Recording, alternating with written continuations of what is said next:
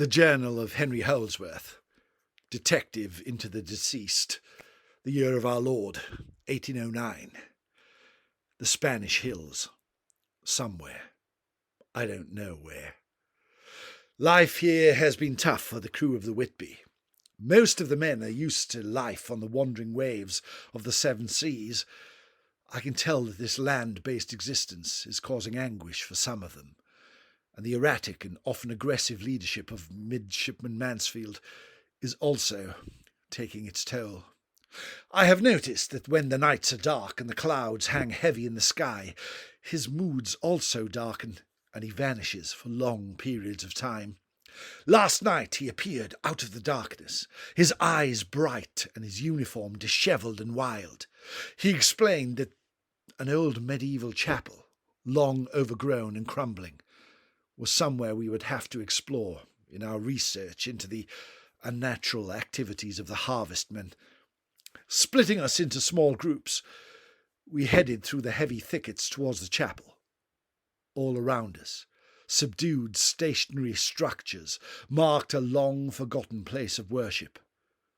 Using only torchlight, we came into a small clearing where the remains of a building and lives long forgotten could be seen all around us.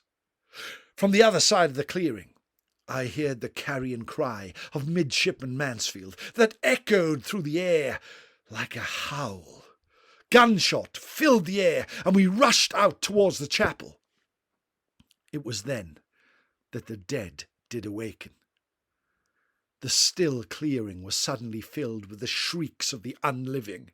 The cries and crows of a cartel of spirits hung in the surrounding statues and memorials. Swirling, sliding spirits skulked through the crew of the Whitby as shots rang out. I could see my colleagues searching among the detritus and debris for anything that could give us a clue as about the origin of this unearthly menace. I ran across the back of the chapel towards an old broken monument, and my breath suddenly caught in my throat.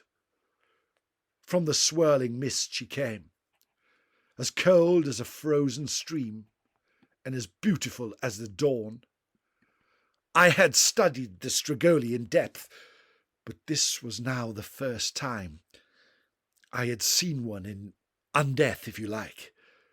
Her hair was as black as night, and she moved like the swiftest bird on the fastest breeze. She left no shadow and used a blade like it was born in her hand. Crewman after crewman fell to her blade until Mansfield ordered a swift and sinful retreat.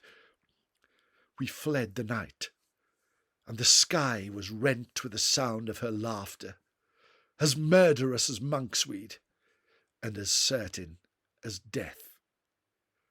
The crew of the Whitby has a new foe, and I, for one, have never known fear like it.